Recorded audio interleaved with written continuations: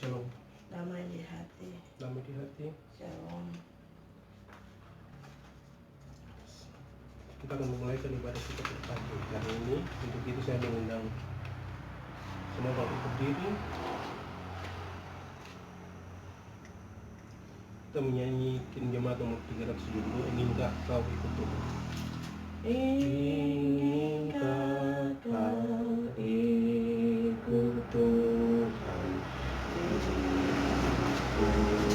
Salib, jangan bimbang, jangan sungkan, ikut kami. Pikulah salibmu saja, terus lihatlah mahkota Raja Agung Kudus. Haruslah kau sangka diri, pikul salib di godaan dunia ini, ikut tabib. Pikulah salibmu saja, ikut terus. Lihatlah mahkota Raja Agung Kudus. Ibadah ini dikabulkan dalam nama Tuhan Allah, Bapa, Anak, dan Roh Kudus. Salam kasih dan damai dari Tuhan Allah, Bapa kita, dan dari Tuhan Yesus Kristus bagi saudara-saudara. Dan bagi saudara juga. Amin. Nas pembimbing kita terambil dari Markus 8 ayat 34 yang berbunyi, lalu Yesus memanggil orang banyak dan murid-muridnya dan berkata kepada mereka, setiap orang yang mau mengikut aku, ia harus menyangkal dirinya, memikul salibnya, dan mengikut aku. Kita menyanyi bersama-sama Kin Jemaat nomor 375, saya mau ikut Yesus.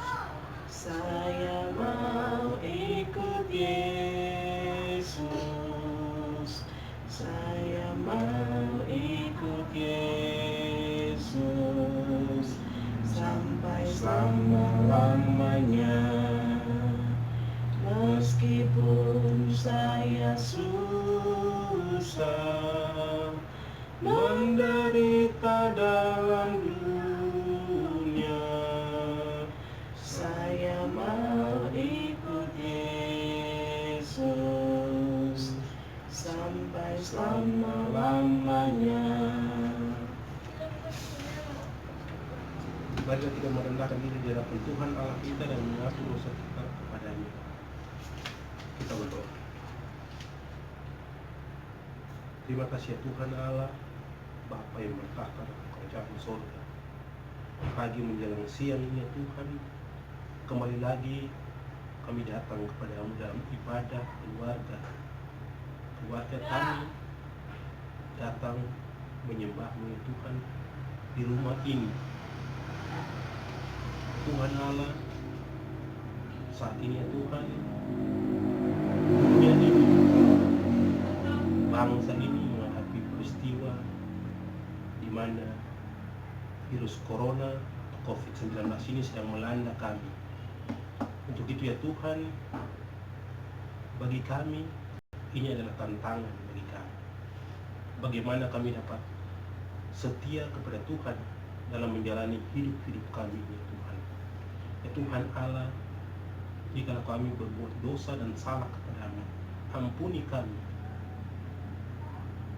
Ampuni segenap kesalahan dosa yang kami perbuat, sengaja maupun tidak sengaja, yang melawan kehendak Tuhan. Agar kami dapat hidup baik di hadapan Tuhan.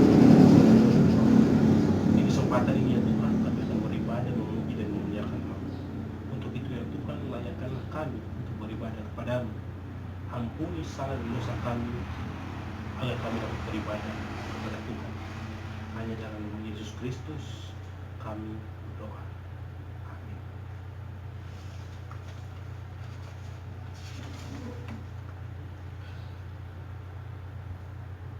Kita menyanyi Kidung Jemaat nomor 35, tercurah darah Tuhan. Tercurah darah Tuhanku di bukit Golgota, yang mau bertobat ditebus, terhapus dosanya, terhapus dosanya, terhapus dosanya. Yang mau bertobat ditebus, terhapus dosanya.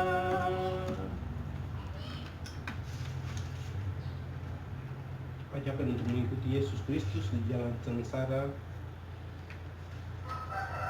Kita akan membaca Lukas 18 ayat 31 sampai 34. Diminta kepada Mama bacakan. Pemberitahuan ketiga tentang penderitaan Yesus. Yesus memanggil ke-12 muridnya lalu berkata kepada mereka, "Sekarang kita pergi ke Yerusalem dan segala sesuatu yang ditulis oleh para nabi mengenai Anak Manusia akan digenapi. Sebab ia akan diserahkan kepada bangsa-bangsa yang tidak mengenal Allah, diolok-olokkan, dihina dan diludahi, dan mereka menyesal dan membunuh dia. Dan pada hari ketiga ia akan bangkit. Akan tetapi mereka sama sekali tidak mengerti semuanya itu. Arti perkataan itu tersembunyi bagi mereka, dan mereka tidak tahu apa yang dimaksudkan." Kita menyanyi Kidung Jemaat nomor 376, ikuti kau saja Tuhan. Ikuti kau saja Tuhan, jalan damai bagiku. Hapus selamatkan sentosa hanya oleh darah-Mu. Aku ingin ikut Dikau dan mengabdi padamu, dan Dikau juru selamat, ku bahagia penuh. Tuhan menyertai saudara-saudara. Dan menyertai saudara juga.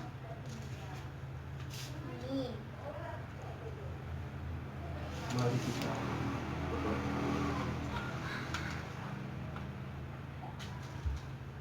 Ya Tuhan Allah, Bapa kami yang di sorga, kesempatan ini ya Tuhan, kami memohon tuntunan dan Kudus-Mu agar kami dapat melaksanakan ibadah ini sesuai seturut kehendak Tuhan. Biarlah Roh Kudus-Mu ada di dalam kami ya Tuhan, tuntun kami dalam kami melaksanakan ibadah ini. Sebentar kami akan membaca sedikit dari berita firman-Mu ya Tuhan. Apa yang akan kami baca, kami renungkan bersama, itu boleh dapat tertanam dalam hati dan pikiran kami, agar kami boleh dapat melakukan kehendak-Mu dalam kehidupan kami. Terima kasih ya Tuhan, tuntun kami. Di dalam nama Yesus Kristus, firman yang hidup, kami.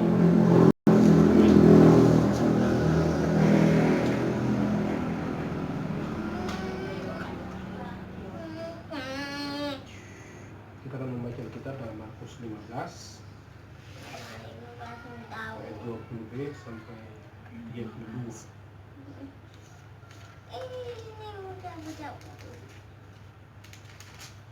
Markus 15 15 ada. Ayat 20b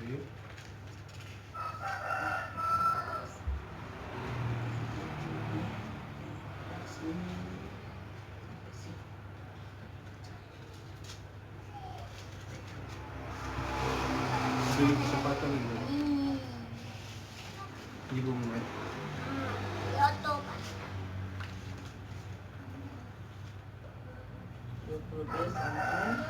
sampai 32. Markus 15 ayat 20 bagian B sampai ayatnya yang ke-32. Demikianlah bunyi firman Tuhan. Yesus disalibkan. Kemudian Yesus dibawa keluar untuk disalibkan. Pada waktu itu lewat seorang yang bernama Simon, orang Kirene, ayah Alexander dan Rufus, yang baru datang dari luar kota, dan orang itu mereka paksa untuk memikul salib Yesus. Mereka membawa Yesus ke tempat yang bernama Golgota, yang berarti tempat tengkorak. Lalu mereka memberi anggur bercampur mur kepadanya, tetapi ia menolaknya. Kemudian mereka menyalibkan dia, lalu mereka membagi pakaiannya dengan membuang kendi atasnya untuk menentukan bagian masing-masing. Hari jam 9 ketika ia disalibkan, dan alasan mengapa ia dihukum disebut pada tulisan yang terpasang di situ, Raja orang Yahudi. Bersama dengan dia disalibkan 2 orang penyamuk, seorang di sebelah kanannya dan seorang di sebelah kirinya. Demikian genaplah nats Alkitab yang berbunyi, ia akan terhitung di antara orang-orang durhaka. Orang-orang yang lewat di sana menghujat dia, dan sambil menggelengkan kepala mereka berkata, "Hai engkau yang mau merubuhkan bait suci dan mau membangunnya kembali dalam 3 hari, turunlah dari salib itu dan selamatkanlah dirimu." Demikian juga imam-imam kepala bersama-sama ahli Taurat mengolok-olokkan dia di antara mereka sendiri, dan mereka berkata, "Orang lain ia selamatkan, tetapi dirinya sendiri tidak dapat ia selamatkan. Baiklah Mesias Raja Israel itu turun dari salib itu, supaya kita lihat dan percaya." Bahkan kedua orang yang disalibkan bersama-sama dengan dia menjela dia juga. Demikianlah pembacaan Alkitab.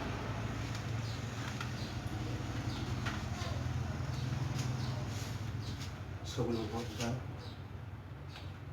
beri kesempatan anak Beril untuk membawakan itu pujian.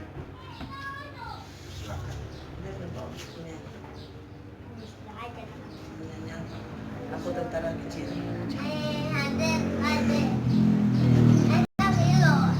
Satu, dua, punya bebas. Sini supaya namanya. Sini. Satu, pakai gerakan. Aku tentara kecil. 1, 2, 3. Aku tentara kecil, Yesus panglimaku, Tuhan di pihak kita, siapakah lawan kita di dalam Tuhan?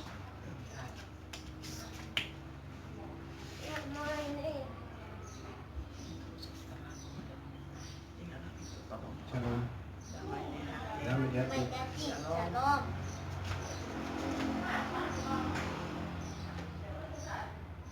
Tema mingguan kita, salib Yesus dan kekejaman dunia. Kehidupan orang percaya tidak dapat dilepaskan dari salib Kristus. Selama hampir 2000 tahun perjalanan sejarah gereja, salib Kristus terus diberitakan sebagai pusat pemerintahan gereja, yakni bahwa Yesus Kristus telah disalibkan dan mati untuk keselamatan orang berdosa. Melepaskan diri dari salib Kristus akan berarti membuang hakikat atau esensi terdalam dari kekristenan itu sendiri. Itu sebabnya salib Kristus terus diajarkan dan diberitakan oleh gereja sampai hari ini. Namun demikian, salib Kristus bukan hanya menjadi pusat penguatan gereja di sepanjang abad, tetapi sekaligus menunjukkan kekejaman yang begitu mengerikan dari proses pengadilan dunia, dan kekejaman tersebut harus dialami oleh Tuhan Yesus sendiri. Hal ini sangat penting untuk direnungkan setiap orang percaya, mengingat panggilan Yesus kepada semua orang yang mau mengikutinya, yakni untuk menyangkal diri, memikul salib, dan mengikuti Dia. Setiap orang percaya harus menyadari harga dari menjadi pengikut Kristus, dan inilah yang menjadi dasar dari tema perenungan sepanjang minggu ini, salib Yesus dan kekejaman dunia.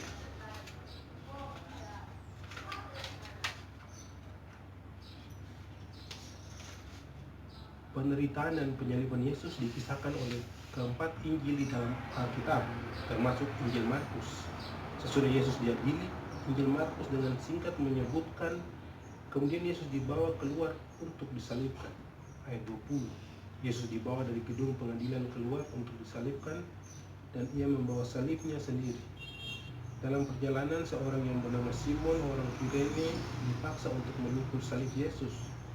Ini adalah sesuatu yang tidak biasa dalam proses penyaliban, yakni bahwa seseorang yang lain harus membawa salib dari orang yang akan disalibkan. Hal tersebut dapat menunjukkan bahwa Yesus sendiri telah terlalu lemah fisiknya untuk membawa salib tersebut sesudah ia disesah, yakni dicambuk dan dihajar di gedung pengadilan. Tempat Yesus dibawa untuk disalibkan adalah Golgota. Sangat penting bagi orang Yahudi maupun di Romawi bahwa tempat eksekusi berada di luar kota. Golgota sendiri adalah sebuah bukit kecil di mana banyak penyaliban dilakukan, sebagaimana arti dari namanya, yakni tempat tengkorak. Markus kemudian menyebutkan bahwa serdadu-serdadu memberi anggur bercampur mur kepada Yesus, tetapi ia menolaknya. Dalam tradisi Yahudi, pemberian anggur dalam proses penghukuman seseorang dapat menunjukkan pernyataan belas kasihan terhadap orang yang dihukum, yakni untuk sedikit meringankan penderitaannya. Namun apa yang dilakukan para serdadu yang menawarkan kepada Yesus anggur bercampur mur tersebut lebih menunjukkan pada tindakan mengolok-olok Yesus yang mereka sebut sebagai raja orang Yahudi. Penginjil Lukas sendiri menambahkan bahwa anggur bercampur mur tersebut adalah anggur asam. Mereka kemudian menyalibkan Yesus di dalam kalimat singkat ini. Pembaca Injil Markus telah memahami betul apa arti bahwa Yesus mereka salibkan. Sebagaimana ditunjukkan Injil lainnya, Yesus dipakukan di kayu salib, baik tangan maupun kakinya. Para serdadu juga membagi pakaiannya dengan membuang undi atasnya untuk menentukan bagian masing-masing. Sesudah mengenakan pakaian kepadanya ketika selesai mengolok-olok dia, mereka menanggalkan jubahnya di Golgota. Seorang penulis dari akhir abad kedua Masehi, Artemidorus Gallianus, menyebutkan bahwa praktik penyaliban Romawi dilakukan dengan menyalibkan seseorang secara telanjang. Walaupun hal ini diperdebatkan, namun besar kemungkinan bahwa pemerintah Romawi membuat pengecualian kepada orang Yahudi dengan membiarkan orang yang terhukum tetapi menggunakan cawat. Bagaimanapun juga, pakaian Yesus yang ditanggalkan dan dibagi dengan cara diundi hendak menunjukkan betapa dia begitu direndahkan dan dipermalukan, sekaligus menggenapi nubuatan dalam Mazmur 22 ayat 19. Markus memberi keterangan tentang waktu ketika Yesus disalibkan, yakni jam 9 ayat 25, dan tulisan yang ditaruh pada salib Yesus sebagai alasan ia dihukum, yakni raja orang Yahudi menaruh tulisan pada kayu salib untuk menunjukkan kejahatan seseorang adalah praktik yang umum dilakukan tentara Romawi, yakni untuk mempermalukan sekaligus sebagai peringatan kepada orang-orang yang melihat supaya tidak mengikuti apa yang dilakukan orang yang disalibkan tersebut.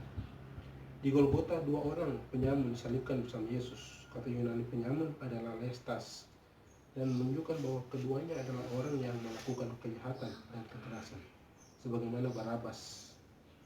Markus kemudian menyebut bahwa hal tersebut menggenapi nas Alkitab. Markus kemudian memberikan catatan mengenai orang-orang yang menghujat Yesus.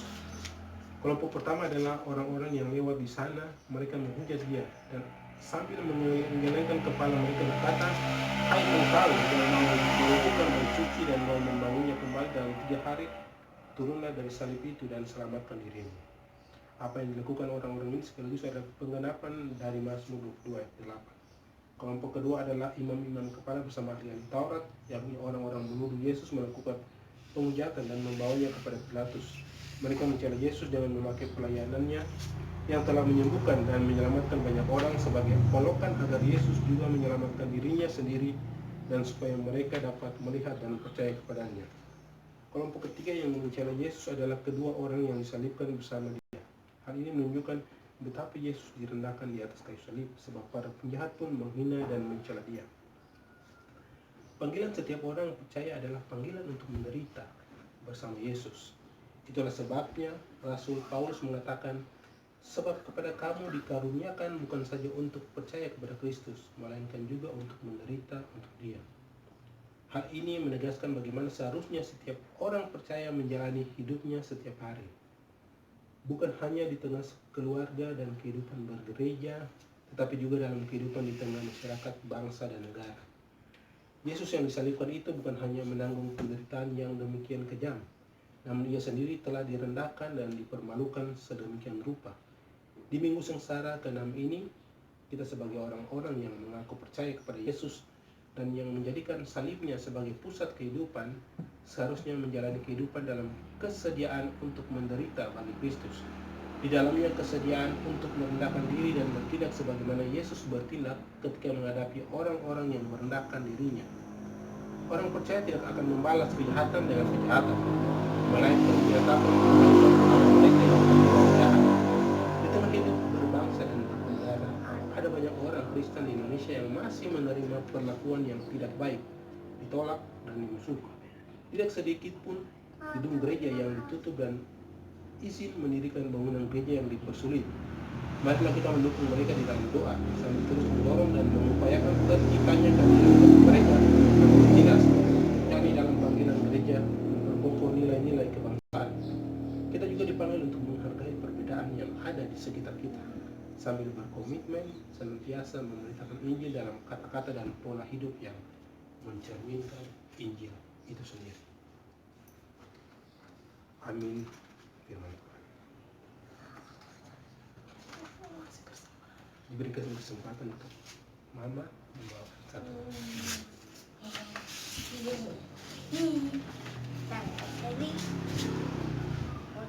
Bersyukur kepada Tuhan, bersyukur kepada Tuhan, sebab Ia baik. Bersyukur kepada Tuhan. Marilah kita memberikan persembahan kita dengan sukacita. Kita menyanyi Kidung Jemaat nomor 441, Ku ingin menyerahkan.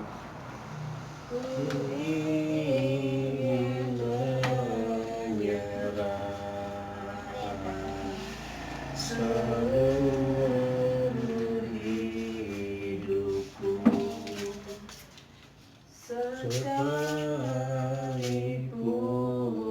tak layak kepada Tuhanku. Ku bunuh keinginan dan hasrat hatiku,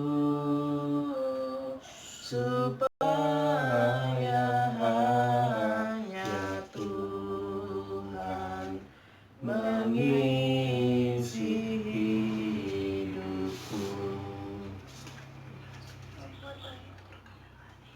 Kita akan masuk dengan doa umum. Begitu, mari kita satu dalam doa, kita berdoa.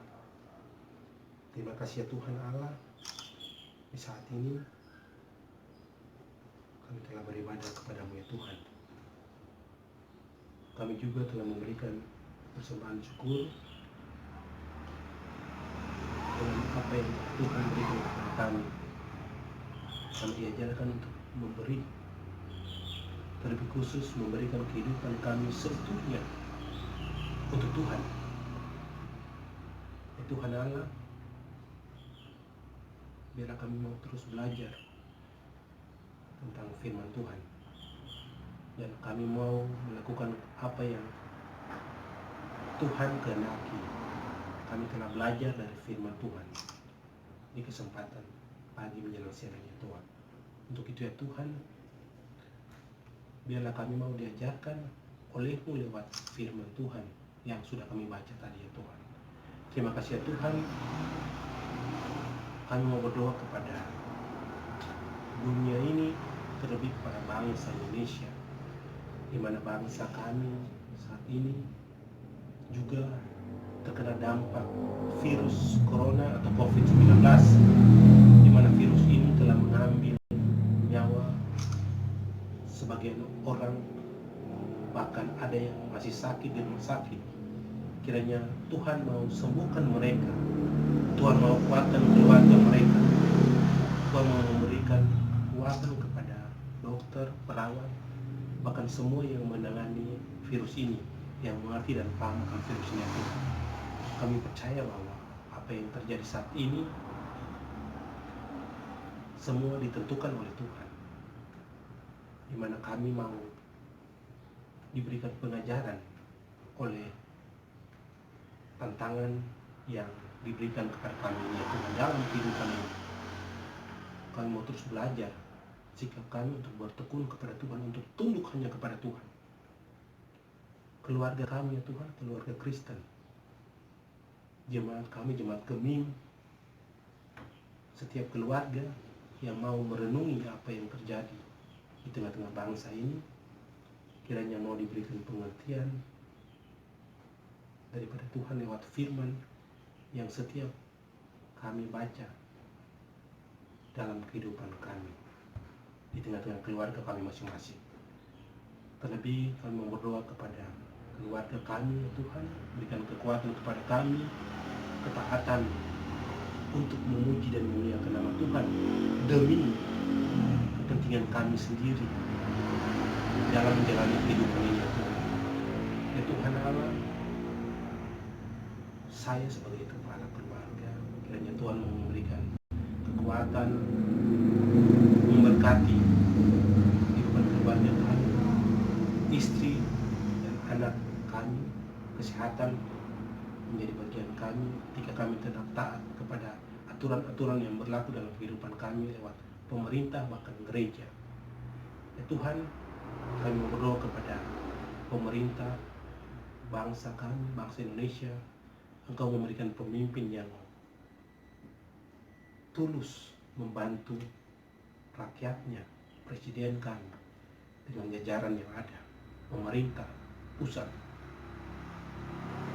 juga kepada pemerintah desa Petil ya Tuhan, berkati mereka dengan jajaran yang ada, agar mereka mau melakukan sesuatu hal yang kiranya dapat mensejahterakan masyarakat desa yang ada.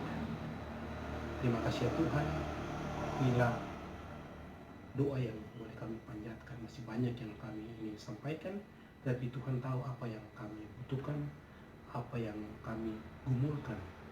Untuk itu ya Tuhan, kami mau berdoa dengan doa yang Tuhan ajarkan kepada kami, yaitu doa Bapa kami yang akan kami ucapkan secara bersama-sama. Bapa kami di sorga,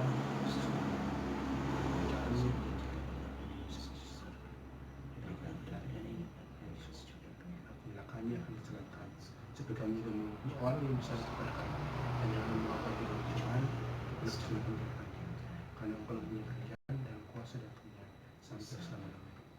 Amin. Diundang untuk berdiri.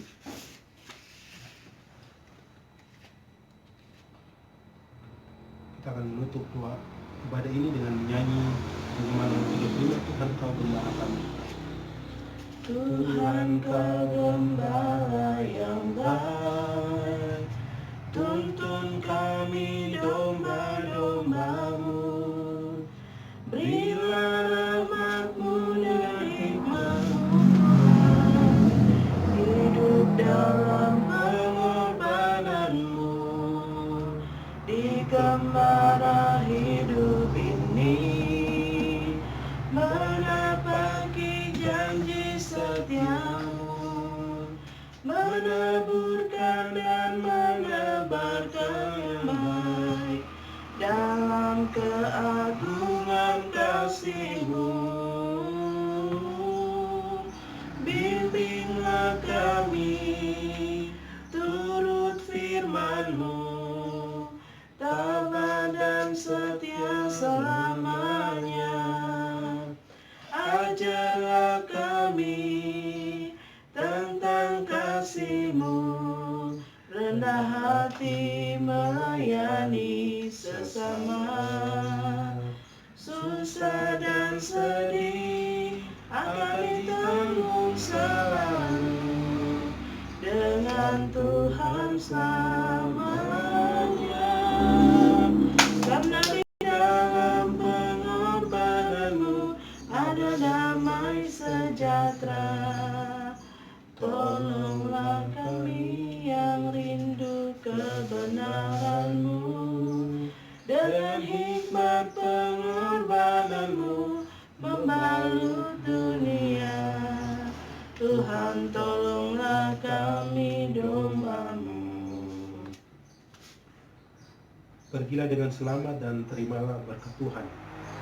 Kasih karunia Yesus Kristus Tuhan kita menyertai saudara sekalian. Amin.